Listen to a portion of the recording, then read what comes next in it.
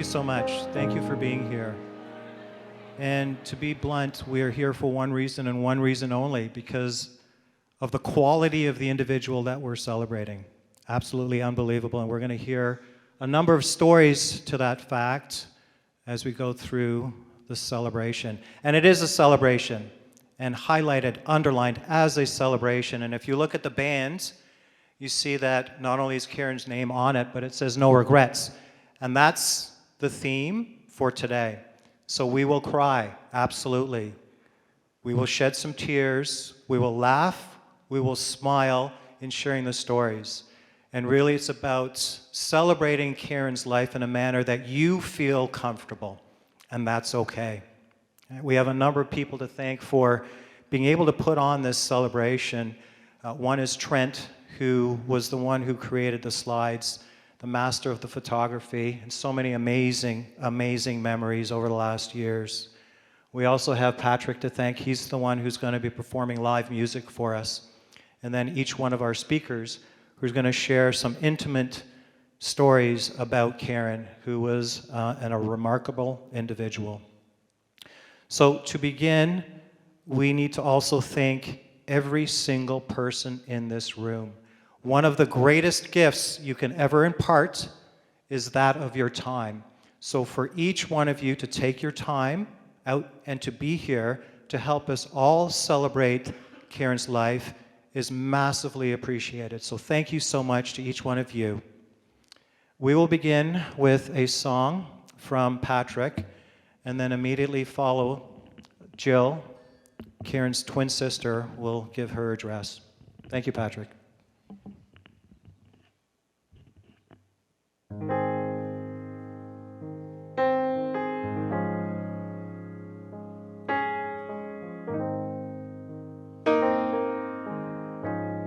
Spend all your time waiting for that second chance, for the break that would make it okay.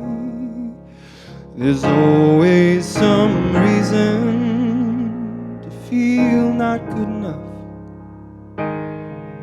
and it's hard at the end of the day. I need some distraction, oh beautiful release. Memories seep through my veins. Let me be empty, oh, and weightless, and maybe I'll find some peace tonight in the arms of the angel. Fly away from here, from this dark, cold hotel room, and the endlessness that you fear.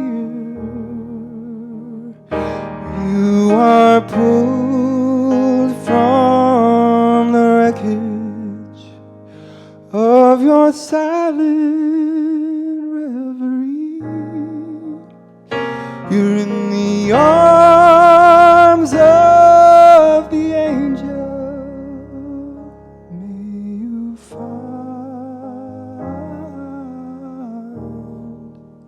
some comfort here.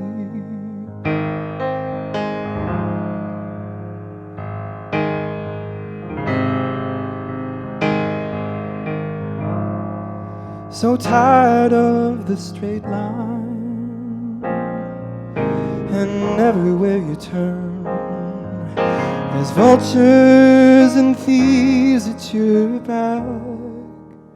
The storm keeps on twisting, keep on building the lie that you make up for all that you lack. It don't make no difference escaping one last time. It's easier to believe in this sweet madness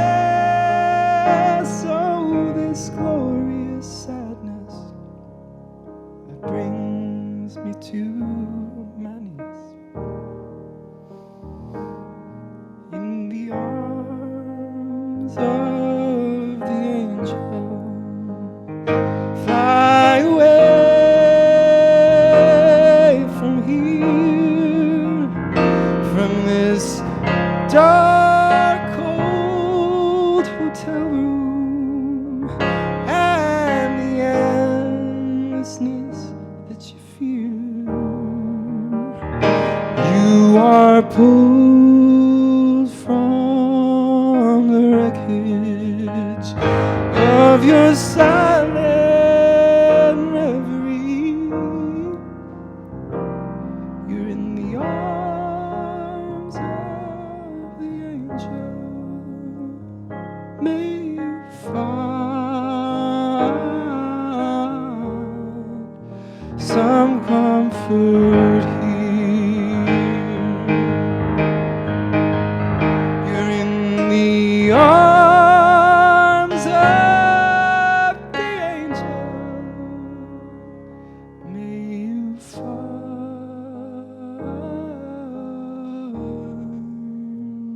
some comfort here.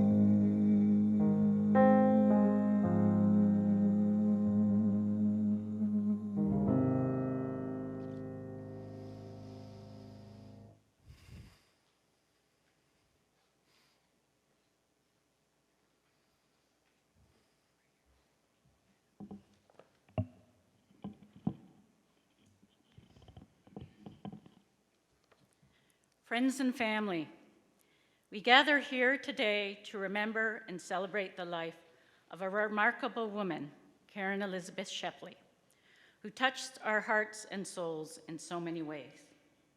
Caron was not just a sister to Greg and I. She was a loving daughter of Mum Alice, a caring aunt to Harrison and Sarah, closest companion for brother-in-law Tim, and a source of inspiration to all who had the privilege of knowing her. Caron Elizabeth Hyland was born to parents Alice and Harold on the 21st of June, 1967. Much to my parents' surprise, soon after she was born, I was ready to join her in life as her twin sister. Yes, my mother did not know she was having twins. With Greg being 2 years old, life quickly became crazy. So my parents decided Greg needed a puppy, which he affectionately named Puppy. Caron, life with you as my twin was so much fun. You were not only my twin, but were my built-in friend, best friend, partner in crime, soulmate, confidant, supporter, inspiration, and superhero. Childhood days with you by my side were full of great times and cherished memories. I remember we loved to jump on our parents' bed by day and listen to stories of Winnie the Pooh by night. We played with our stuffed animals together, Mimi and Flopsy, and they were the best of friends just like us, because that's what twins do. I remember giggling at something you did that was silly, and you would laugh at me giggling, and I would laugh at you giggling. This generally carried on for 20 minutes, because that's what twins do. We played with our dog Puppy and our cat Butterscotch, jumped in the piles of leaves in the fall, and built snow forts in the driveway in the winter together, because that's what twins do. We colored in books together, learned how to skate together, and joined brownies together. We took piano lessons together and went to the cottage together, because that's what twins do. We did it all together. I cannot imagine all of these wonderful childhood memories without you by my side. These memories will always hold a special place in my heart. Childhood turned into adolescence, and we had great times in high school. We joined the field hockey and baseball teams together, as well as any other sport we could do. We started to gain independence from each other as you joined cross-country running while I did badminton. We played in the school band. You played the French horn, and I played the flute. We joined the student council, you as president, and I as treasurer. We excelled in academics, with you favoring the arts and me the sciences. And we had a great group of friends, the same friends, and created such friendships that endure to this day. We were, and still are, the Highland twins to them, and I wouldn't want to be known in any other way. You are the reason for that. You were the glue that kept the connections going all these years. But of course, eventually our lives would go in different directions, but we got together at every opportunity, especially the birthdays. We had some great birthdays together because, of course, that's what twins do. Our 40th was in Banff, 50th in Iceland, and the most recent one was at an Amanda Marshall concert. That one was my favorite. You shared with me that you enjoyed it so much, you forgot how crappy you were feeling, forgot about your illness, and didn't want the concert to end. I can't imagine birthdays without you. You were there through thick and thin, offering me your unwavering support and providing a listening ear whenever I needed it. Your love for me was unconditional. We shared countless memories together in adulthood, me cheering you on through your Ironman successes in Penticton and Wisconsin, and you doing the same likewise for me in Italy and Maryland. But for you, it was so difficult, as your health issues were increasing. But I know you wouldn't have missed being at those races to cheer me on for the world. I guess that's what twins do. We spent holidays together when we could, with Hawaii and Tucson, Arizona being our favorite. For those who do not know, we live next to each other here in Caledon and recently bought the neighboring condo in Tucson, because that's what twins do. I will miss these trips together, but even more, I will miss getting together for a morning latte at my house, a walk around the block with Lily and Chaser, and simply shopping together at the mall. Any time spent with you, even in the simplest moments, was special. I realize when they tell you to look for simple joys in your life, I'd found it. That was it, simply being with you, because that's what twins do. My friends, in our hearts, Caron will forever remain a shining beacon of love and hope, reminding us to live each day with gratitude and to cherish the precious moments we have with one another. In remembrance of our childhood, I'm going to quote from Winnie the Pooh. A few days before Caron passed, I read to her from Winnie the Pooh, and it goes like this.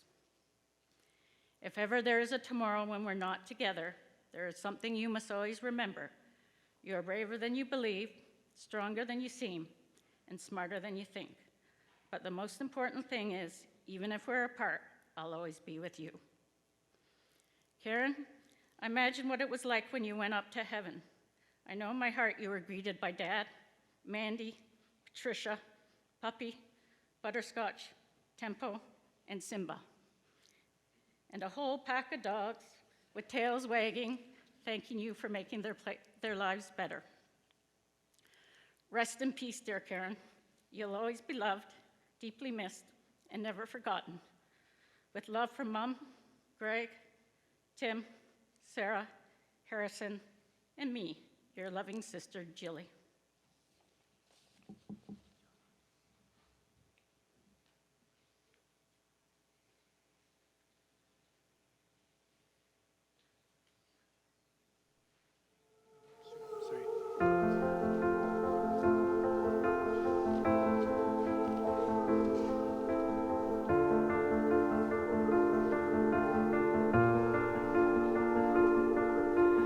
I keep fighting voices in my mind that say I'm not enough.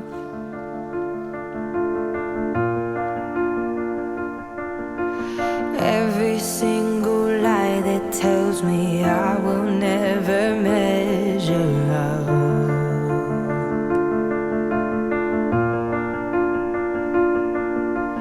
Am I more than just the sum of every high and every low?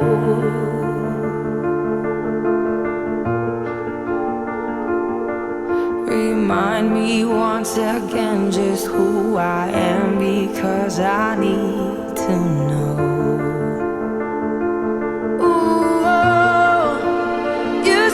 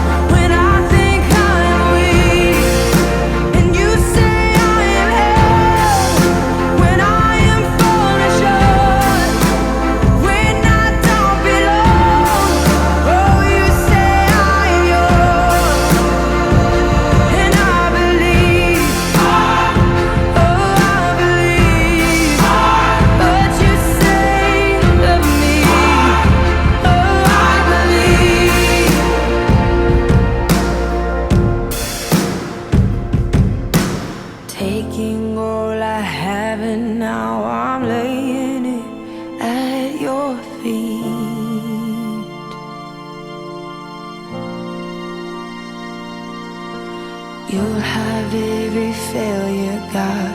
You'll have every victory. Ooh, you say I'm loved when I can't feel a thing. You say I am strong when I think I am weak. You say I am held when I am falling short. When I don't belong, oh, you say I'm yours, and I believe, oh, I believe what you say of me.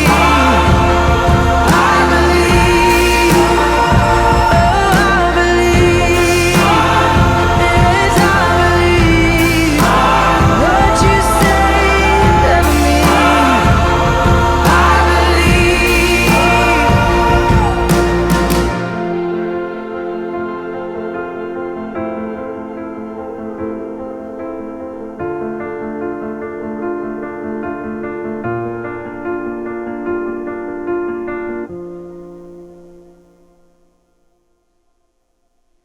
So at this time, we will have another song by Patrick, followed by Allison, Karen's partner in animal fundraisers.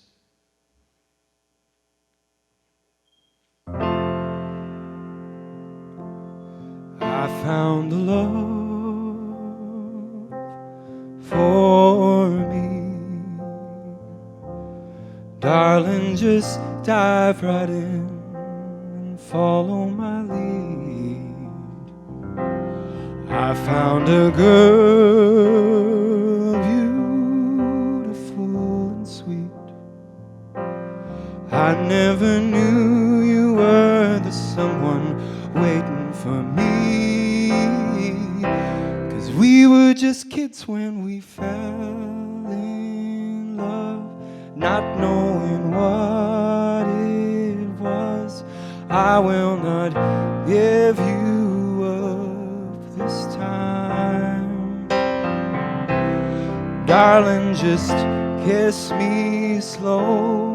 Your heart is all I know, and in your eyes you're holding mine. Baby, I'm dancing in the dark with you between my arms, barefoot on the grass, listening to our favorite song.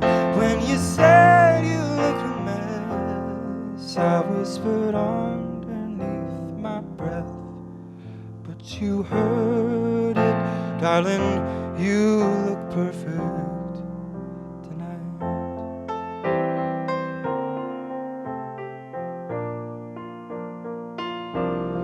I found a woman stronger than anyone I know.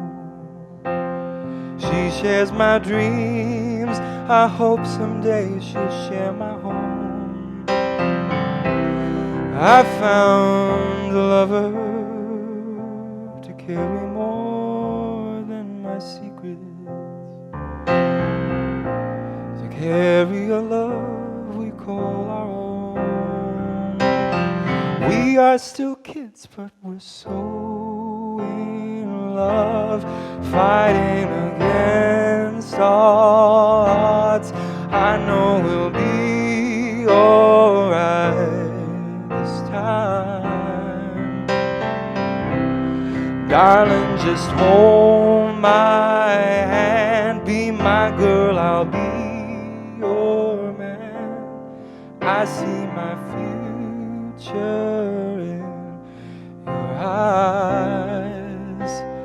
Baby, I'm dancing in the dark with you between my arms, barefoot on the grass, listening to our favorite song. When you said you looked a mess, I whispered underneath my breath, but you heard Darling, you look perfect tonight.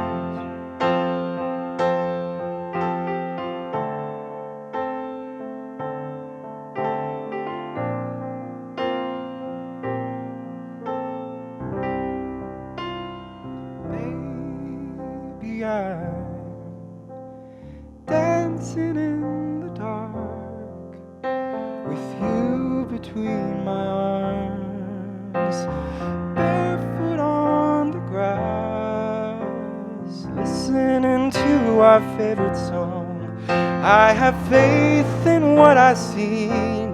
Now I know I have met an angel in person, and she looks perfect. I don't deserve this. Darling, you look perfect tonight.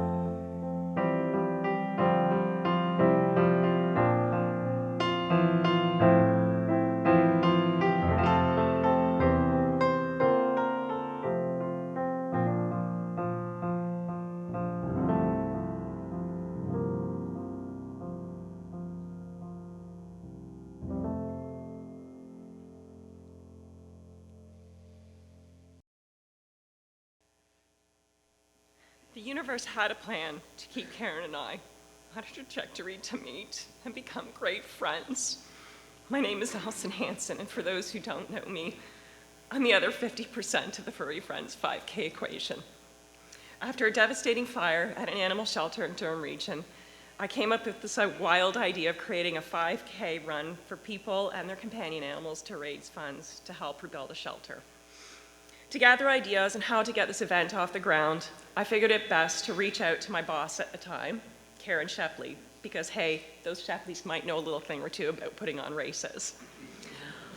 Unbeknownst to me, when I reached out to Caron, I found out that she had the exact same idea separately and had already come up with the Furry Friends 5K name. This is a journey we were meant to go on together. Given how much it takes to rehome a companion animal, with the help of our amazing friends and volunteers, we all gave 800 companion animals another shot at life. But of equal, if not more importance to me, is the best friend that I gained in Caron while we were doing this. Caron and I talked on the phone almost daily, sharing cute stories about what our companion animals were doing, laughing, talking about the big stuff like our purpose in the universe, how many more animals we can help, and sometimes just life. After moving away from Durham region and making Minden our home, much like Caron would have, of course I found out all about the shelters in our area. Caron had always talked to me about how she wanted to adopt a senior border collie that was low energy, like they exist. In fact, they do. And across my feed came these super cute border collies that needed a loving home. So without hesitation, and maybe fear of getting in a little bit of trouble by Barry, I forwarded that to Caron. My partner and I met Caron and Barry in Minden on their meet and greet day with Lily and Chaser. Now, let me tell you, I've seen Caron smile a lot when it came to helping animals, but her smile on that face, her face that day, was the biggest I've ever seen, and one that I will hold close to my heart every day. I still feel so honored that I got to be a part of Lily and Chaser going to their forever homes with Caron and Barry. Similarly, Caron played a part in the adoption of our lovely rescue dog, Miska, whom she named. When I look at Miska, I know that she was loved so much by her auntie Caron, and this brings me a comfort that I cannot explain. Caron's love Caron's love extended to all of the rescue dogs, past and present, that have come through our home.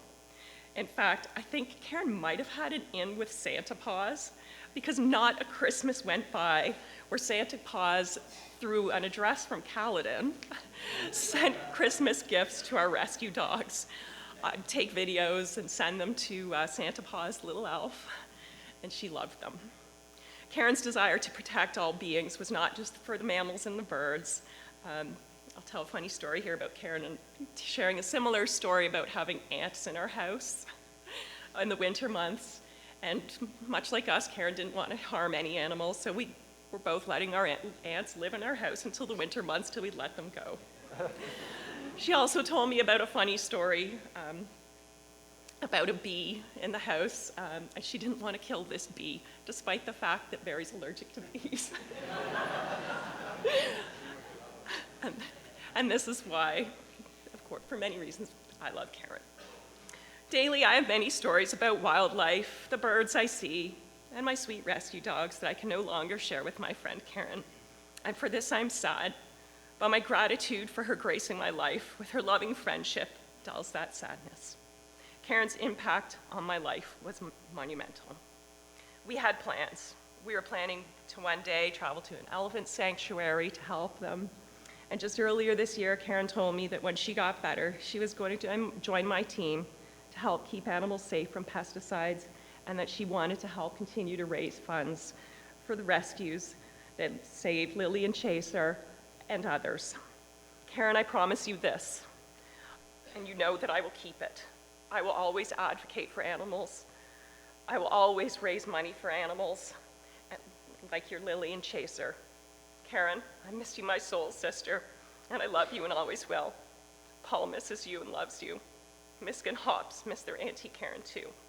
And I told Cider to look out for you in heaven.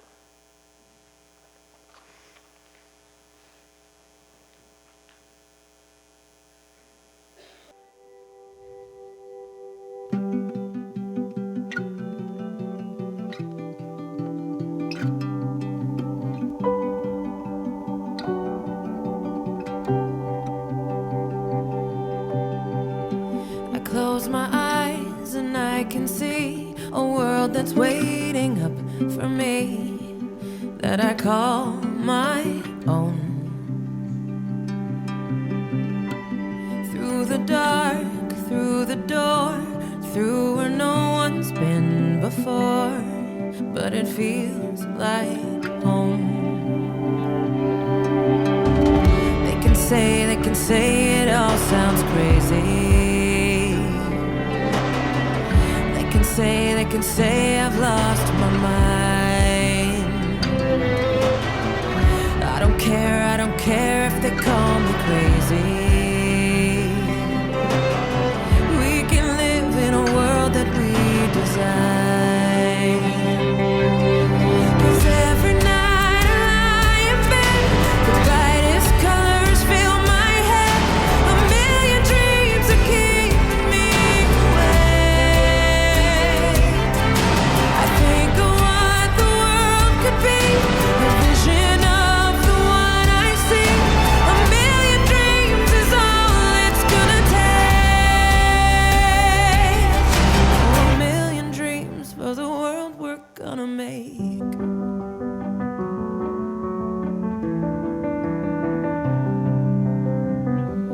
There's a house we can build. Every room inside is filled with things from far away. Special things I compile, each one there to make you smile on a rainy day. They can say it all sounds crazy. They can say we've lost our minds. See, I don't care if they call us crazy. Run away.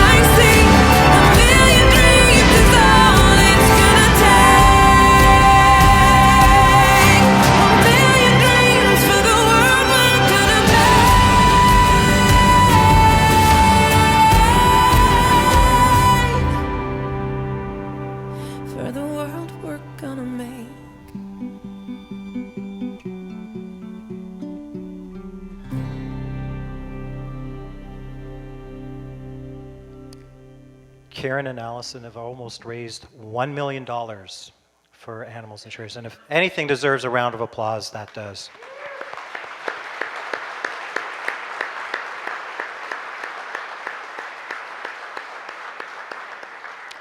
At this time, I'd like to call up Dawn, Caron's spiritual partner.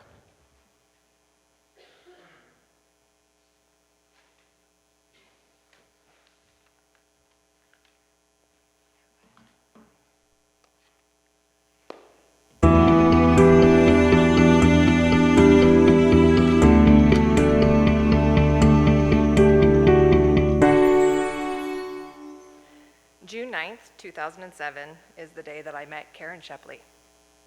I was racing my first ever triathlon, and my friend who helped me train for the race was also helping me get set up. Jody had talked about C3, and while we were at the Lakeside Triathlon, she saw another C3 member. She and I went up to this member, and she said, "I heard Caron Shepley's at this race." And you know where she is? And I'm like, I'm Caron Shepley. So it was kind of funny. After I earned a spot to compete in the World Championships in Vancouver in '08, I decided to join C3 and, of course, hire Caron as my coach. As the years unfolded, a beautiful friendship blossomed, and we enjoyed countless shared activities like traveling, hiking, running, but of course, Caron's Thursday night yoga classes standing out as the highlight to our hobbies. Even my beloved Betty enjoyed attending those yoga nights, and she loved her annual participation in the Furry Friends 5K that Caron and Allison organized. Later on, Caron introduced me to the joys of paddleboarding and sup yoga, further And I expanding our think interests. we started talking about our spiritual interests one day on the paddleboard. And we were paddling, and you started telling me about tarot cards. And it was really, that was our first kind of connection to talking about things on a higher spiritual level. Right. I mean, I think once you started that conversation, it opened the door to a lot of other conversations. For a long time, I was in the spiritual closet, and still in some respects I am, but Not anymore. yeah, not anymore. And then when I started to do courses, it was interesting that all of a sudden, you know, our relationship changed because we could talk on this level about things. Our friendship was truly special, and it continued to grow deeper when we decided to start our YouTube channel, Spiritual Superpowers. Caron's passion for our channel was boundless. She loved every moment of researching topics, creating content, and sharing our spiritual journeys with the world. Through Spiritual Superpowers, we had the privilege of connecting with incredibly gifted and spiritually aware individuals who soon became our cherished friends. Our channel was not just a platform.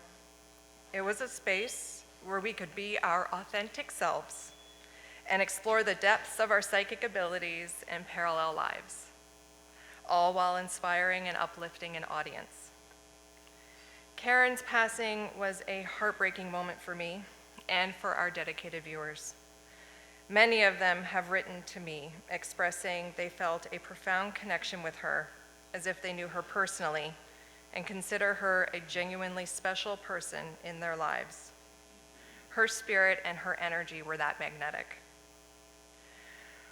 What struck me most about Caron was her incredible strength and unwavering bravery throughout her 5-year battle with cancer. She never lost sight of her quest for healing and soul meeting. Her resilience was awe-inspiring, and her journey touched the lives of everyone who knew her.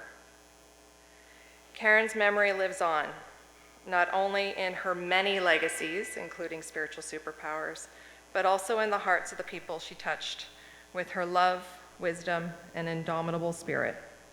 She reminds us that in the face of adversity, we can find the strength, I thought that this was a purpose, soul and journey power of to sorts. inspire others. That there were lessons that I had to learn, looking at it from that perspective really helped me realize that, on the bad days, and there were some bad days, that on the bad days, those are the days where you learn the most about yourself. And I knew that there was something I was supposed to learn going through this journey. So, it was an interesting perspective, and it really helped me get through it all and not be, depressed or stressed. I was a little stressed, but, not as stressed as I think it would have otherwise been. You never had a poor me moment. No. Those really hard times, you looked inward Yeah. rather than blaming or... Yeah, I didn't feel a victim, and I think it's because I really felt like deep down that this was a soul journey, and I needed to learn some lessons, and so I just looked at it that way, and I kind of look at it that way with other people. Obviously you have to address the physical part of it. You have to address the mental stress and that sort of thing, but really there's a spiritual side that people forget about. Address. September 30th, Caron moved on from this world, but her spirit continues to live through her family, her friends, and in all the lives she's touched throughout her lifetime. She continues to inspire me as well as countless others every day, then, now, and forever.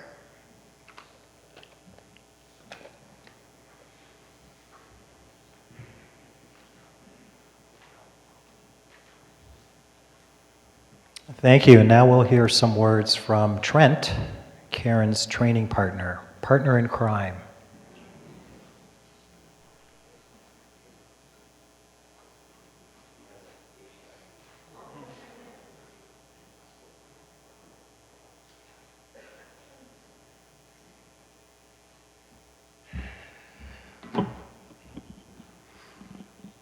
Well, hello.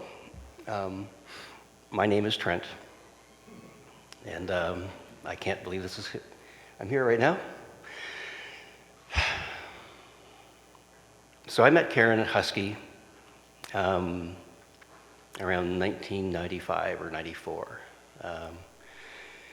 Back then, I did a little bit of mountain biking, hung out with the group, and Caron came in to run the fitness center. So, she'd organize things with the group, and it was awesome. And in '95, she's training for an Ironman, her first Ironman. So I'm sure most people here know what an Ironman is, but for those of you that don't, it's a fairly lengthy event. Start off with a long swim, a long bike, and a long run. We're talking 12, 15, 16 hours worth of work, and fun. To be honest, it's actually fun. Which, yeah, I know, I get that. So anyway, so Caron's off doing the Ironman. Now, this is before the days of the internet and social media. So Barry would call our group back at Husky and leave voicemails about Caron's progress. And, Barry, at one point, I believe he called her a mule.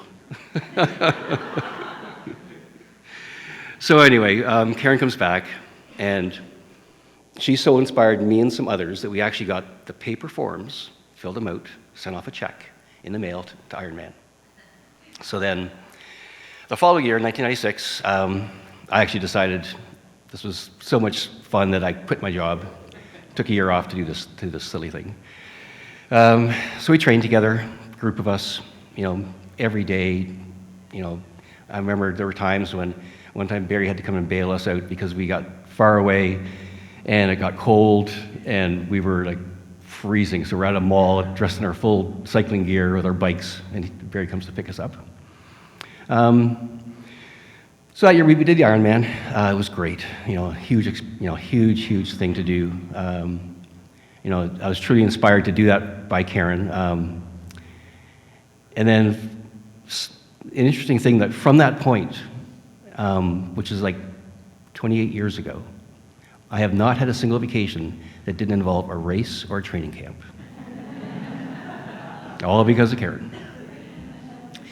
So, then through the years, we competed at events all around the world. We raced the Worlds in Japan and France. Actually, in France, Caron came second. But, Caron doesn't really like to do things easy sometimes. So she's always had this trouble with her tummy in races. And you got to imagine this. You're out there for hours and hours and hours. You're on the run, and all of a sudden you find yourself, leaned over the side of the road getting sick.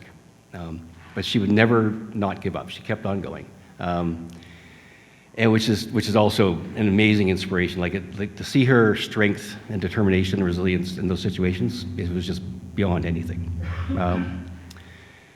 So in France, she's come to the finish line, a few hundred meters to go, there's a big crowd, and there's a race guy with her and says, "There's someone coming up behind you. Like, I think they're in your age group. You got to pick it up." So she did.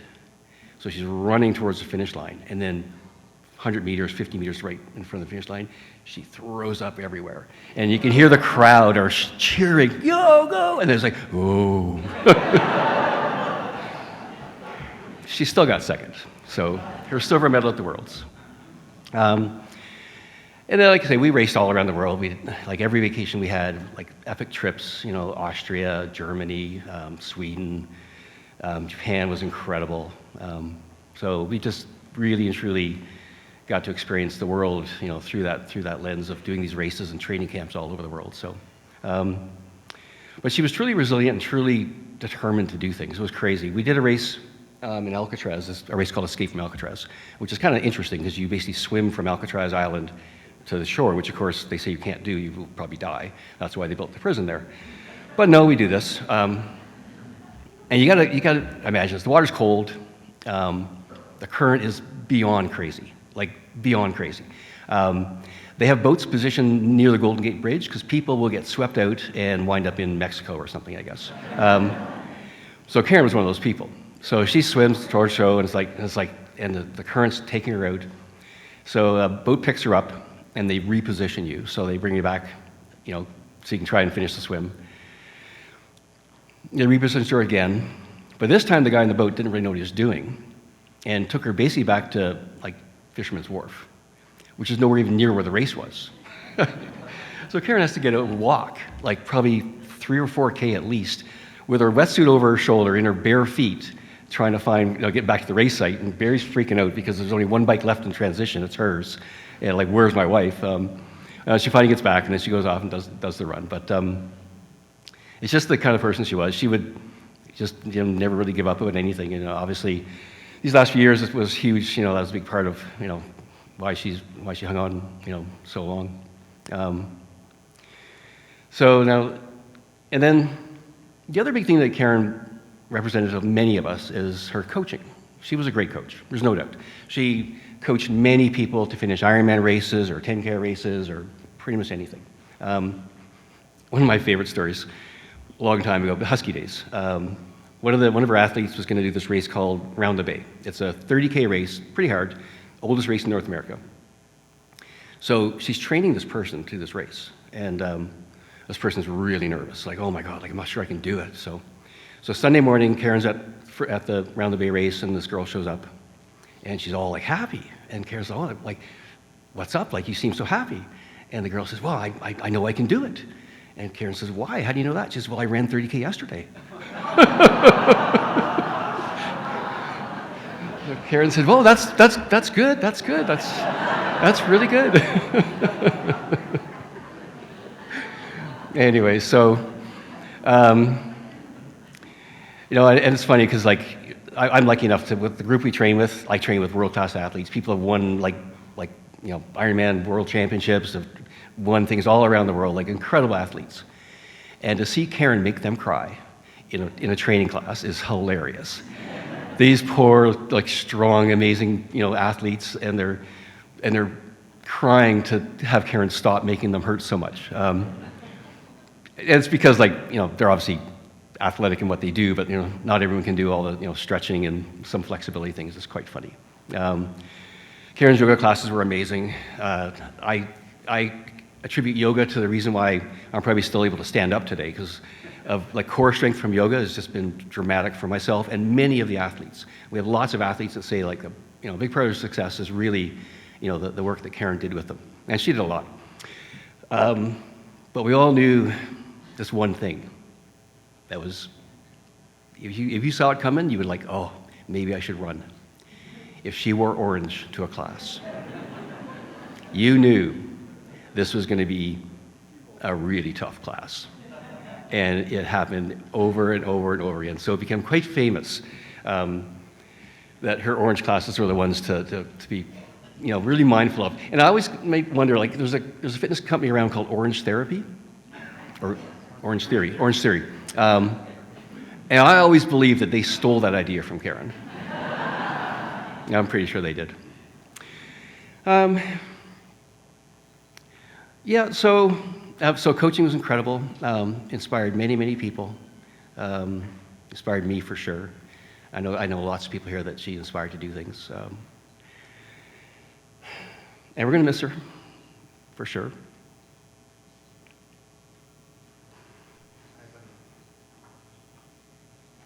And I believe that if we need inspiration, just stop for a minute and think, because she's probably looking at you right now and trying to give it to you. Thank you.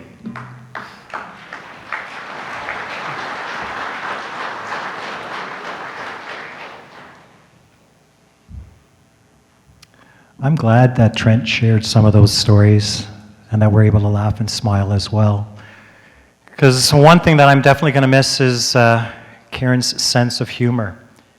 And recently I was reminded of that. 2 weeks ago yesterday, Saturday, September 30th, I had the opportunity to spend 5.5 hours in a car driving to a specific destination and back with Barry. And on the way, thankfully, Barry was able to get some sleep. And I looked over at him and he was sleeping, and that's when Caron's little game that she used to play came to mind. And if you've seen Barry sleep in the car on the way to a training camp or on the couch while watching a movie, he's out, and he's out like a light, and he sleeps with his mouth wide open. So this fun little game that Caron used to play, and I first witnessed it when we were actually watching our Star Wars movie marathon, was Caron would wait until he was out like a light, mouth gaping wide open, and she would try and see how much popcorn she could fit in Barry's mouth before he'd wake up choking. And Caron thought it was funny. I thought it was hilarious. And Barry, being the ever-good sport that he is, took it in stride. So for my part, Barry actually asked me to share some perspective of Caron with her business hat on, which is interesting because our company over the years, I wouldn't say is necessarily a business so much as it is a family working together. And, the word staff has never been in our lexicon. We've used PBT members and family members instead, and so grateful that there are a number of our team members here today. It was actually 32 years ago this day, 1991, that Barry and I had a heart-to-heart conversation, and at that meeting we decided, hey, you know what, let's try and work together in a company. Let's try and do something and see what comes of it.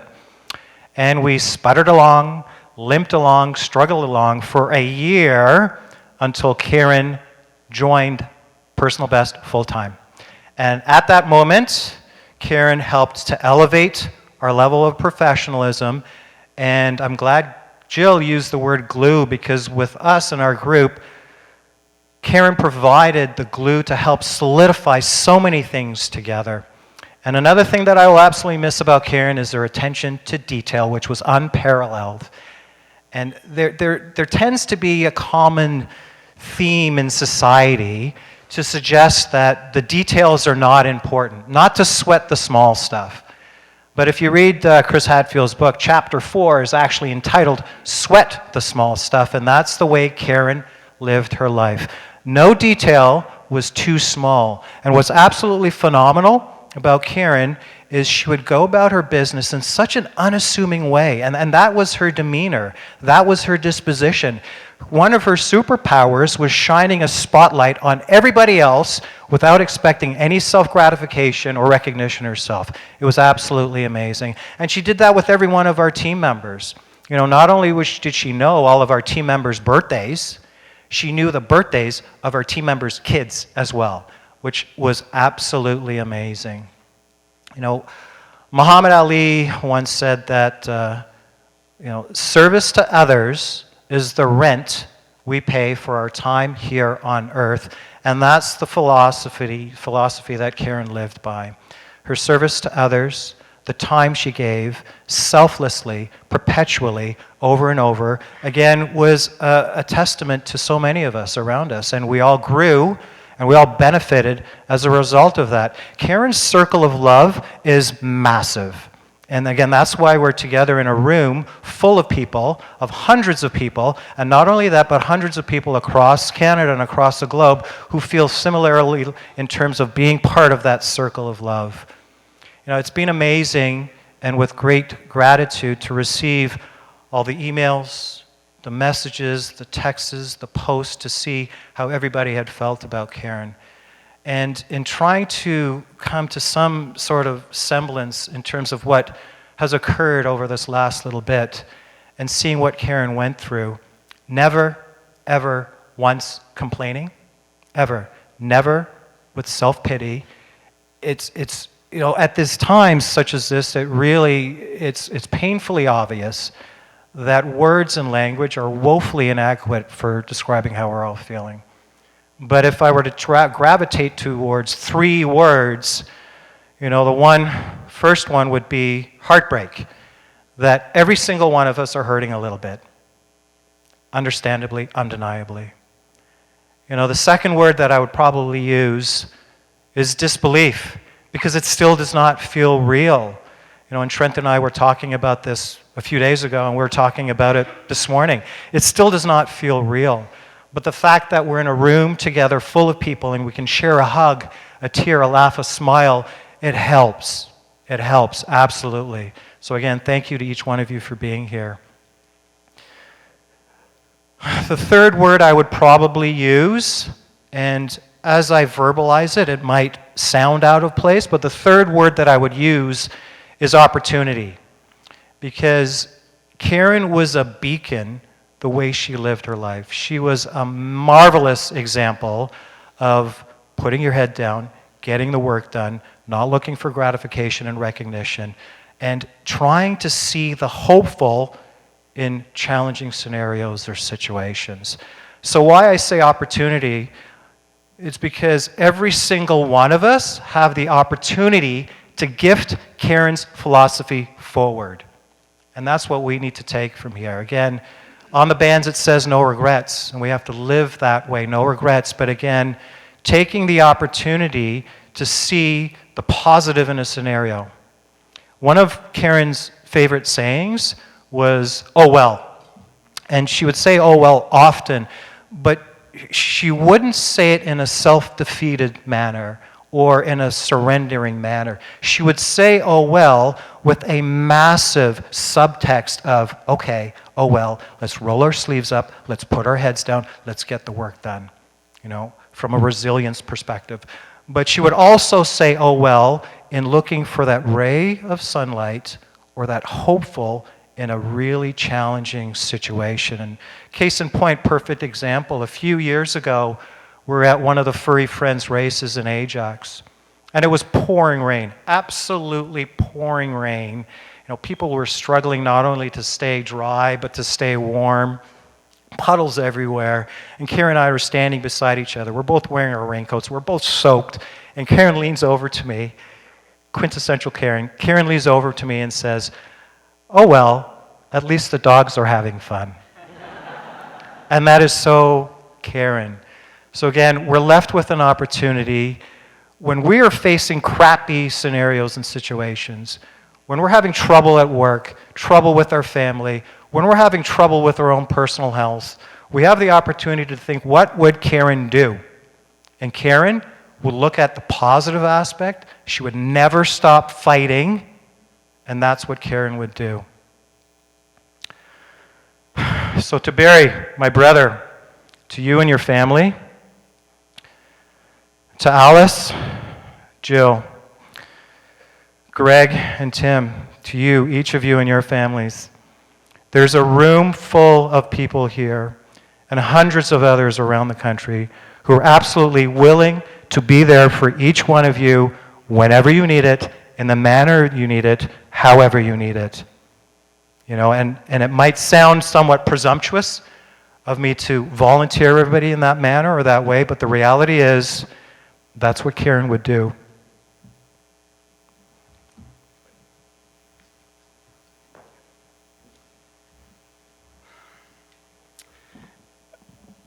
First of all, my wife would be very pissed that this many people are not out doing something healthy, exercising, walking a dog, and she was extremely humble, as Sheldon said, and everyone else has mentioned that. So if you only know my wife through someone else, you wouldn't know that she would believe that, wow, this is not about me. To give you an example, when we started to talk about, her passing, and her ashes. I said, well, what do you want me to do with your ashes? And she said, well, just put it in with Simba in the kitty litter box. And I was aghast. She literally was a very humble woman, and she didn't have any high expectations that she was any more important than anybody else. I want to start off by thanking Alice and Jill and Greg and Mr. Highland, who I never had a chance to meet. And importantly, and they're spread around this room, what is called the King City crowd. Jill talked about them, the gang. Because when you're 13 or 14 or 15 or 16 years of age, those are those transformational years where if you have the right friends, anything can happen. And if you get into the wrong crowd, maybe, just maybe, you're not going to maximize what your potential was. And because of those amazing people, the King City crowd and the Highland family, I got the most incredible woman to spend all my life with. Like, you guys molded her and she molded you, but I was the benefactor, so thank you. If you had to look at where this all started, it was at McMaster University. 1982, I had never been to Hamilton, didn't know what McMaster was, but I ended up in school there. And the 4 years that I was at Mac were the greatest 4 years of undergraduate. I was coaching, I was working with athletes, I was in research, I loved what I was doing. And then I decided I'm going to re-enlist and do grad school. And I got the most amazing job. Late in the summer of 1986, I got the job for $1,000 to put in 2,000 hours coaching McMaster University's cross-country team. Like, that is the greatest return on investment you're ever going to find. And so I'm standing, I still remember, I've got the date here, September 5th, 1986. It was a Friday afternoon, and all the coaches would they had in the Ivor Wind Center, you would be looking for rookies to stop in to talk about the swim team or whatever team you were on. And I was standing there waiting to see any more athletes coming in. We were lucky because there's a woman named Paula Schnurrs in the room, became a 2-time Olympian. So we had some stars at our school. But I'm waiting to talk to the rookies, and this woman late in the afternoon showed up. She had sweatpants on, a beautiful white top, no makeup, and she was gorgeous. Her name was Caron Highland. She was 19. And so she told me about running at King City High and her accolades from that school, but she wasn't an OFSA champion. She was no star. But I said, look, I'll see you on Monday. And she was shocked. Like, what do you mean I made the team?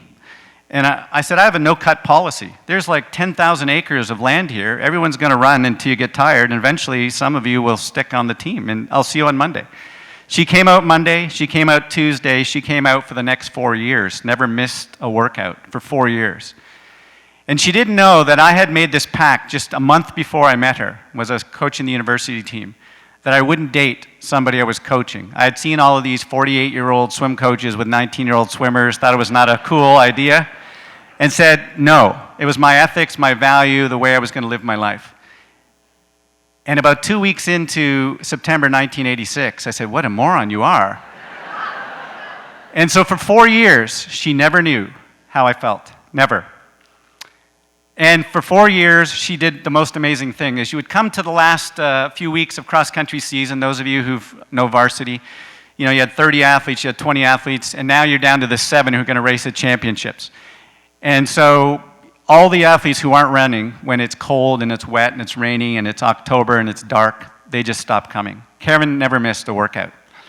But not only that, she came to the championships with Debbie and some of the other girls not racing, put Mac logos on their face, brought cookies to cheer on Paula and Sandy and all the rest of the gang. I went, wow, that is an amazing woman. So 4 years go by. She had boyfriends, sadly. And so at the end of that 4 years, she graduated. And it's now December of 1990, and I'm going to buy a pair of shoes at Jackson Square. And I go in, and Sandy Sheffield Young, who's in the room here somewhere tonight, she was a teammate of Karen's. She's selling me the shoes and telling me about where all the other girls are at. And just quietly in my heart, I'm saying, please mention Karen's name as she's telling me this one's at that school and this one's at that school. And she said, oh, Karen Hyland she's 2 stores over at Jacob's Ladies Clothing Store. She hasn't found a job with her degree yet. And Sheldon and I were working at a company that needed a person to run Ford of Canada in Oakville, their wellness center. And so I said, well, Sandy, there's a job, maybe Karen's interested. And I was trying to not show any emotion and whatever. And she said, look, why don't I get Lance and we'll get Karen, we'll come into Toronto to your new place, and you can tell them about the job. So Friday they come. I couldn't count down the hours quick enough. And my roommate, Dave Riley, was amazing. Great cook, very good at cleaning, cleaned our condo, made a meal, and pissed off. And it was the greatest roommate you could ask for. Well, 10 minutes before they're supposed to arrive, Sandy and Lance call and say, we can't come. It's just Karen showing up. And so the door opens, and this beautiful woman is there. And I'm like, oh my God. And so through the entire meal, I'm not sure if you've ever had this experience, there was good cop and bad cop. Good cop is saying, you said you would never date somebody that you were coaching. And bad cop is saying, idiot, it's been 4 months since you've coached her. It's the most amazing woman you're ever going to meet. Do not lose this. Went on back and forth and back and forth. And so as supper ended, I told her about the little bit of the job. Sheldon and I weren't in any management of it. And the next thing you know, I'm walking her down to her car. And I'm like, I've got a minute to make a decision here that's going to change the rest of my life. I knew that. I don't know if you've ever had one of those moments, but it was that moment for me. And so as we get to her car, I open the door, and I give her a kiss. But it was the worst kiss. It wasn't the romantic kiss, and it wasn't grandma kiss. It was horribly in the middle. And they closed the door, and she drove away, and I walked back up to the apartment, and I went, what the hell did I do? I didn't sleep the entire night.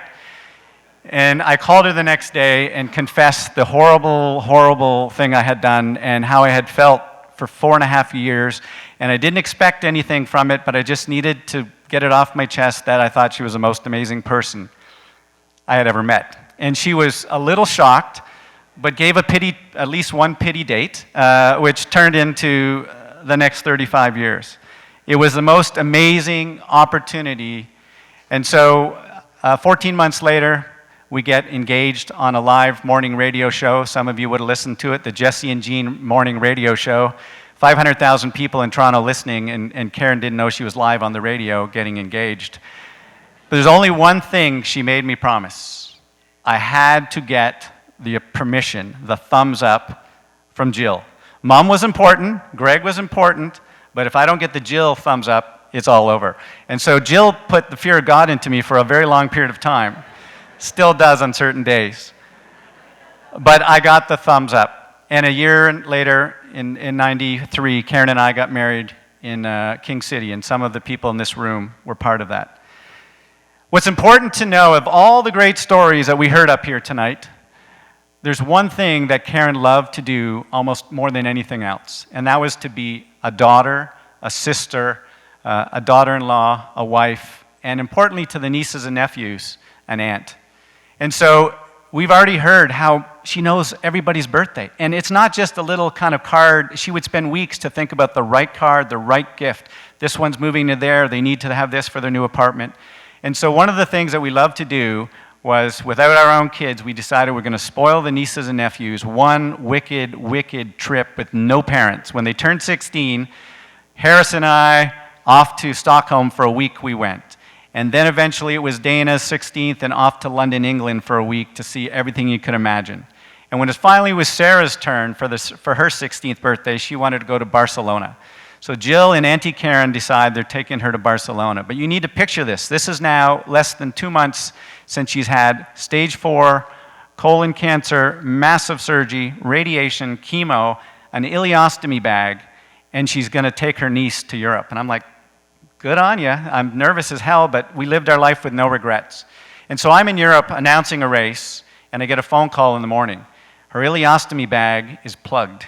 It won't let go, and she's getting on a plane.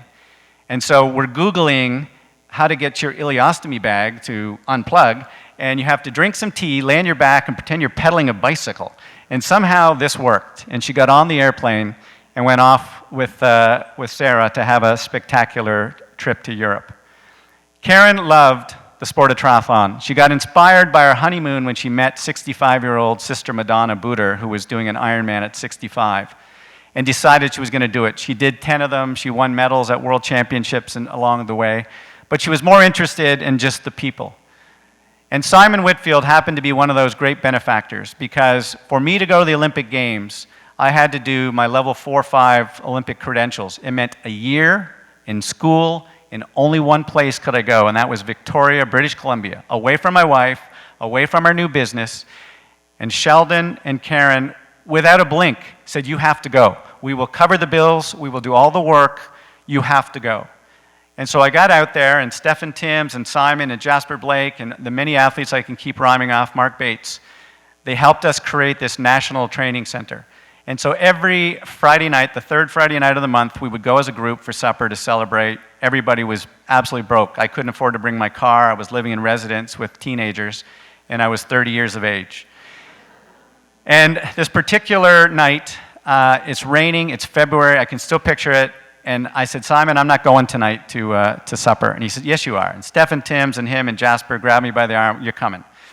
So we get to Earl's restaurant, and it's full. And there's a lineup, and it's raining. And I'm like, dudes, I'm going home. No, you have to stay. So in my mind, the first table that comes, I'm eating, and I'm out of here. I'm not going to wait. Usually I'd be the last guy. This night, I'm going to be the first. Table opens up. Simon walks me up to the table. One of our athletes is already sitting at the table. I'm like in my moment. I'm going to get soup, and in and out and gone. And as I'm about to sit down, Simon pulls back the menu, and it's Caron. And all the athletes had gone together to buy her a ticket.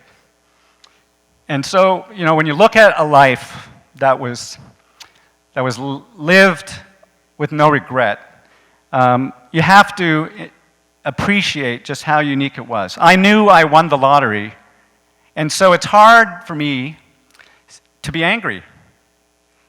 You know, lots of people don't win the lottery, and not too many people go to that dude who just won the 50 mil and say, wow, I've got a sympathy for you. And so Caron and I realized we rarely bought lottery tickets because we had everything we wanted and everything that we needed.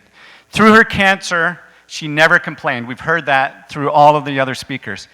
Living in the house, you'd think, okay, you know, she'd shut down that mask after she left her friends. No, she didn't. She understood that this was a journey. All of us, everyone in this room is going to have that. Some of you have lost your husbands and wives or children. And so there was no pity party at all. It was amazing to watch and to see just how she was able to manage that whole process. And as it became clearer that maybe, just maybe, that this was a possibility that she was not going to finish this on the right side with a win, she started, as Sheldon talked about, Miss Detail, to check off the box. Like, I'm stupid, but I'm not that stupid. And I start seeing little things getting checked off. So for years, she bugged the hell out of me to write a book. And so when the COVID came and I had to go in the basement 3 different times for 2 weeks because I had traveled, she made me write the book. She said, here's a pail of food. Till you get 40 more pages, you don't get another pail of food. And I am not crapping you. 12 o'clock at night, I say, please, I'm getting hungry. There's only 38 pages. You owe me 2 more. Well, the book was done. Now she has to find the editor. Now she has to find the publisher. Now she gets McGill to do the graphics. Sue Vercruzzi and others in this room helped proofread. She read it twice to make sure, as did Sheldon, that there wasn't a word spelt wrong. And when that book came out, she smiled so much. It was 51% Caron, 49% me, and 100% the crazy, crazy life that we had been blessed to be able to do. it's hard to look out and see this many people and to know that there's hundreds of emails I had and it's being taped because we have friends in Abu Dhabi and Australia and across the country that felt close to my wife. The next thing that she wanted was our house paid off. So she was like a little busy beaver. Got to get the house paid off. That happened in the last year and a half. And then Jill talked about the condo. Well, there's a little more than that. The reality was, she said, there's no way I can stick Barry with poor Tim and Jill in the condo they co-share. I must give these guys a reprieve. And so the universe spoke, because literally the condo that shares a wall that we've had for 14 years in Tucson comes due on the 3 days that my wife is in Arizona. She buys it, and now over the next 12 months spends all that time to perfectly have it ready. And Trent, literally, he showed up for 9 days with a big suitcase, 2 pairs of shorts, 19 bottles of wine, never left the condo for the next 8 days, and every lamp, every light, every couch, every sink was changed. And so she wanted that to occur. It did not leave my mind about these dogs. And ultimately, she had learnt the master skills that I have done all my life. And she did it even better than I have ever done it. It was a CAT scan find out day. And I hated CAT scan day because rarely were we getting the information that I wanted to hear. So I get a call and says, "Can you call me?" from Caron. I'm like, oh God, here we go. So I build up my courage and I call her and she says, "Can we get a dog?" And I'm like, right on, sure, dog, no problem. But she was even better because she always called it the Shepley vortex. You kind of stick one leg in the door and then you try to get your whole body in the door. Well, she said dog, not dogs, and not dogs that have so much energy. But there's no doubt in my mind that Chaser and Lily were partially for Caron and significantly for me, to get me out of bed, to make sure that I had a part of her on a daily basis. The very last part of the story that I'm going to tell, and then we've got just a few last pictures, and Patrick, you were unbelievable, so thank you for, you're going to sing one last song for Caron, was she was such an amazing planner that in the last few days, when her energy was going down, it was clear that, she was going to pass. She wasn't angry. The dogs would lay in bed and lick her arm, and she would smile. And on the 29th of September, which was the day that she probably should have gone, it was our nephew's birthday. And I said, she's not going to go on his birthday. And so the only night that I've ever asked Jill to stay over was that night into the 30th, because I knew the next day, 48 hours later, on the 1st of October, was my father's birthday. And she wasn't going to go on his birthday. So Caron, the little planner, was either going to go on Saturday or Monday. And the pain that she had, I was hoping that it would be Saturday. And so Jill stayed over, the dogs and I, Alice had had her time, and my wife took her last gentle breaths just about 10 minutes after midnight, so that I was no longer on anybody's birthday. So Patrick, I'd love you to play one last song for us, and then we have just a few last things to do, but I could stay here forever, and I know that my wife will be little pokes in my back to get this thing rolling. So I'd ask Patrick, he's got one last song with a few little pictures, and then we have one last thing to do before we leave.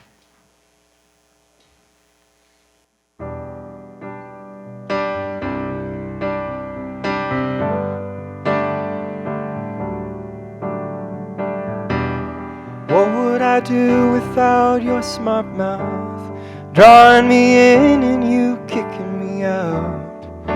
Got my head spinning, no kidding, I can't pin you down. What's going on in that beautiful mind? I'm on your magical mystery ride, and I'm so dizzy, don't know what hit me, but I'll be alright. My head's underwater, but I'm breathing fine. You're crazy and I'm out of my mind, 'cause all of me loves all of you. Love your curves and your edges, all your perfect imperfections.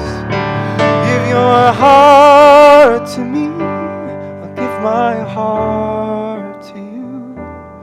You're my end and my beginning. Even when I lose, I'm winning. 'Cause I give you all of me. Oh, you give me all of you.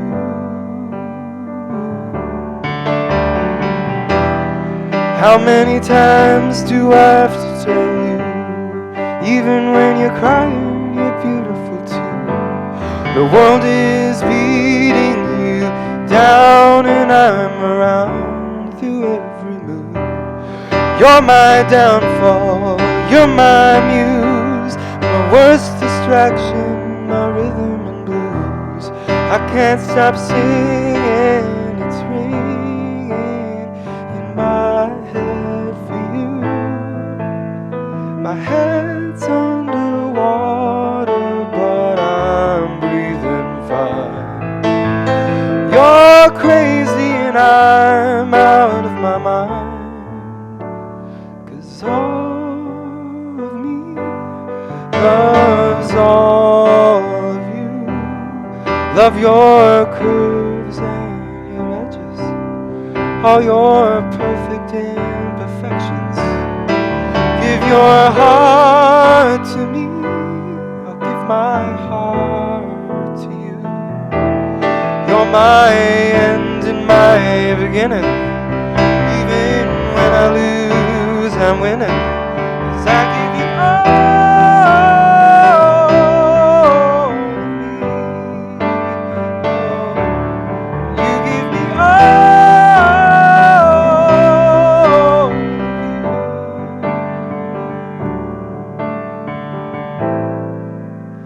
Cards on the table, we're both showing hearts. Risking it all, though it's hard. 'Cause all of me loves all of you. Love your curves and your edges, all your perfect imperfections. Give your all to me, give my all to you. You're my end and my beginning. Even when I lose, I'm winning. 'Cause I give you all of me. Oh, you give me all of you. I give you all of me. You give me all of you.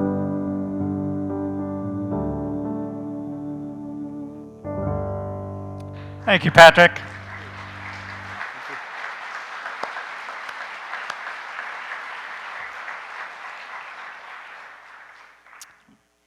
We're going to bring things to an official close. There's a whole bunch of beautiful artifacts along the wall and along the back that was part of Caron's life, and if you have a few minutes, you don't need to rush out. We don't want you to do that.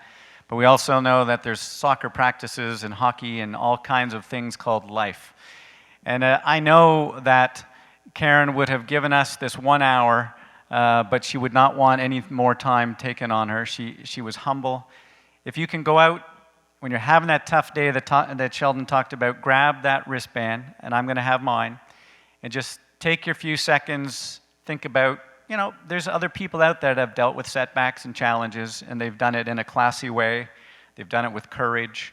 We're all going to have challenges in life, and I know that I'm going to have a tough few months and year ahead, but I know that Jill and I and Tim and my family will be there, and I consider the people in this room family. And I said one thing that Steve Fleck called me a couple of days ago and said it touched him, and I meant it sincerely. Caron was on loan. I didn't consider her to be my wife, or Jill's sister, or Alice's daughter. She had relationships outside this room and across the country, and I know those people will be feeling tough as well. So we're going to turn the lights up. We're going to have a chance to have a hug. If you don't officially get a chance to give Alice or Jill or myself a thank you, I know that you've got to get on with things. I know it's a busy room. But thank you so much for being here. And I hope that those of you who only knew Karen's spiritual side got to understand her animal side, and those of you who were loving of her exercise side got to understand that she was a great aunt and a most fantastic wife. And she has prepared me as well as I could ever be prepared for the next phases of my life. I get up each morning, touch her picture, and there's a little saying on the wall, and I look at it, and the dogs and I know that we've got to do good stuff for Mommy. Thank you.